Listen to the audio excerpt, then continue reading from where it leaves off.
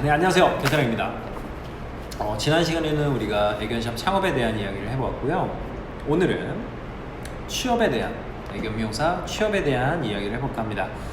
자, 현재 우리나라 애견 미용사의 취업 시장 어떨까요? 전보다 애견 미용을 전문으로 하는 샵들이 훨씬 더 많아졌기 때문에 취업 시장은 당연히 더 넓어지고 좋아졌다라고 볼 수 있겠죠. 자, 샵들이 지역 기반으로 볼 때 좀 특정 지역에 이렇게 밀집되어 있는 거 볼 수 있습니다. 이건 즉 시장의 형태가 어느 정도 이렇게 형성이 되어 가고 있다라고 볼 수 있고요.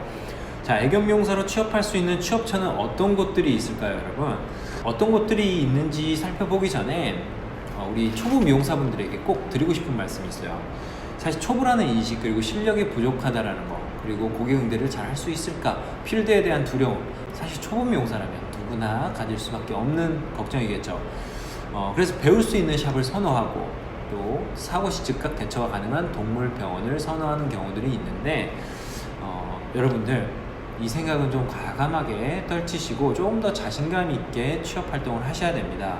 지금 필드에서 수년간 미용을 하고 계시는 우리 미용사분들도 마찬가지 초보 미용사 시절이 분명 있었을 겁니다. 그래서 그분들도 여러분들과 똑같은 시행착오 고충들을 겪으면서 그런 경험치들을 쌓아오면서 지금 미용사로서 활동을 하고 계실 거고요. 그래서 여러분, 이건 분명 자신감 문제, 멘탈 문제라고 봅니다. 그래서 취업 시장이 안 좋다, 애견 미용사 취업 잘 안 된다, 이런 말도 안 되는 소리들 하지 마시고요. 왜냐면 제가 이렇게 말씀을 드릴 수 있는 이유가 저는 학원에서 일을 하고 있기 때문에 사실 저희 학원에 졸업하시는 분들을 저희가 수많은 정말 50개, 100개 넘는 이런 취업처들, 샵들과 취업 연계를 해놓고 사실 졸업하면 저희가 취업을 다 시켜드려요. 지금 현재도 보면 최근에도 며칠 동안 여러 샵들 원장님들이 애견 미용사를 구한다, 미용사를 보내달라라는 연락들을 해주셨어요. 이걸 보면 사실 취업 시장이 그렇게 폐쇄적이고 좀 닫혀있다, 취업시장이 침체되어 있다고 볼 수는 없습니다. 그래서 여러분들 좀 더 자신감 있게 취업활동에 임하시면 분명히 좋은 취업처가 있을 거고요. 실력이 부족하면 남들보다 더 연습하세요. 그리고 필요하면 학원을 더 다니시고요. 개인적인 노력이 분명 필요한 부분입니다. 자, 미용사가 갖춰야 할 조건 중에 미용을 잘하냐 못하냐 중요할까요? 중요하다고 볼 수 있겠죠. 하지만 저는 이게 다가 아니라고 봅니다. 사실 애견 미용사는 서비스 직종이기 때문에 서비스 마인드가 있냐 없냐, 이게 굉장히 중요하다고 봐요. 그래서 예를 들면 미용 실력이 조금 모자라도 사실 고객 응대를 잘하면 그 모자란 미용 실력을 어느 정도 커버할 수 있습니다. 그리고 반대로 미용 실력은 정말 좋아, 근데 고객 응대가 쉐시야, 그러면 사실 미용을 아무리 잘해도요, 단골 고객을 유치하는 데는 한계가 있다라는 거. 그래서 내가 어떤 마인드를 가지고 미용사로 일을 할 것인지 명확한 목표를 수립하는 게 굉장히 중요합니다. 자, 고객은 관심의 정도를 가지고 서비스의 수준을 평가하고 판단을 하는데 정말 실력이 욕먹을 정도가 아니라고 하면 우리 초보 미용사분들 걱정하셔야 될 게 미용 실력만은 아니다라는 거 명심하시고요. 자, 우리나라 애견 미용사 취업 연령층을 보면 가장 높은 비중은 20대 중후반에서 30대 초중반으로 형성이 되어 있고 가장 원활하게 취업이 되고 있습니다.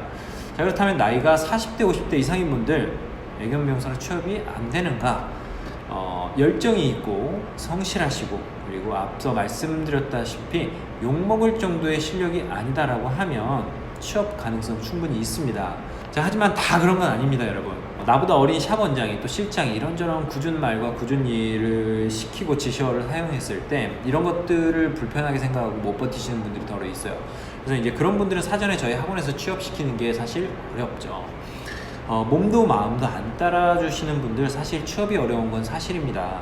그래서 나이 때문에 늦지 않았을까 고민하시고 있는 분들이 있다라고 하면 열정과 의지 그리고 책임감을 가지고 도전하신다라고 하면 저는 애견 미용사의 도전 대환영입니다.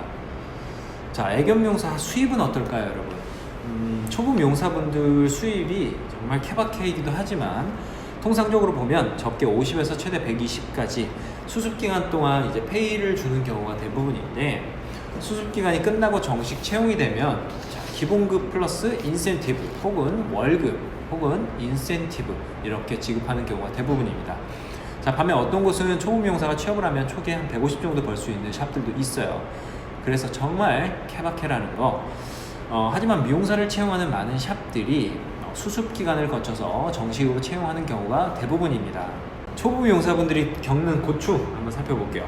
고객 응대하는 스킬 그리고 미용 시 발생하는 사고, 크게 이렇게 두 가지가 가장 큰 고충인 것 같아요.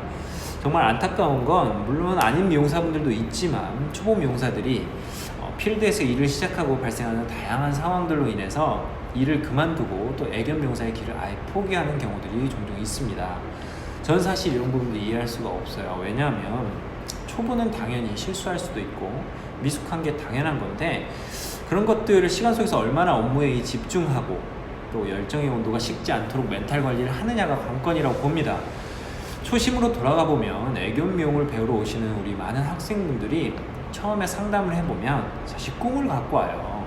제가 1년에 1000명이 넘는 많은 학생분들 상담을 하는데, 상담을 해보면 거의 비슷한 계기로 시작을 하십니다. 그래서 나름의 로망과 꿈을 가지고 시작을 하시는데, 저는 그렇게 생각해요. 나의 꿈을 타인에 의해 저버리는 거 정말 바보 같고 미련하다고 생각을 합니다. 내 꿈 누가 만들어주는 거 아니잖아요, 여러분. 내 꿈은 전적으로 내 노력으로 또 내 집중으로 만들어낼 수 있는 것이기 때문에 그래서 초보 미용사분들 부디 제발 가졌던 꿈을 어떤 힘들고 어려움 또는 어떤 타인에 의해서 절대 포기하지 않으셨으면 좋겠어요. 개인적인 바람입니다.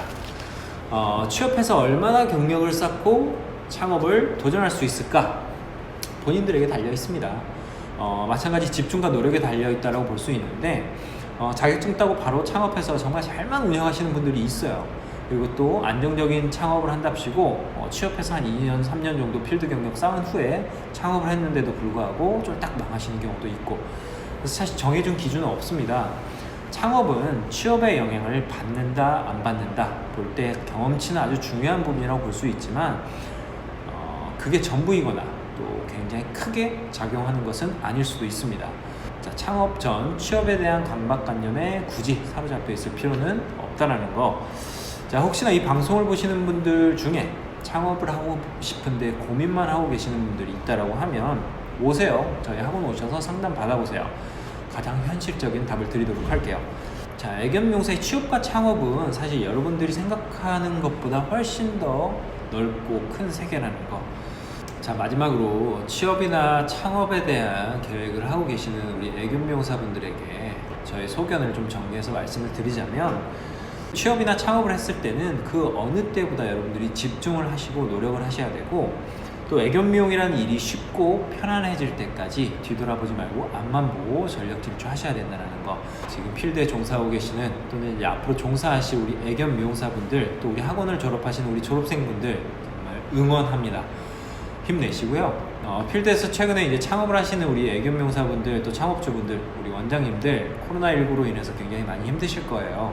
그래서 코로나19가 빨리 종식되고 여러분들이 마음껏 날개를 펼칠 수 있는 그런 날이 오길 기대합니다. 지금까지 개태랑이었고요. 다음 시간에도 여러분들에게 유익한 정보를 가지고 돌아오도록 하겠습니다. 감사합니다.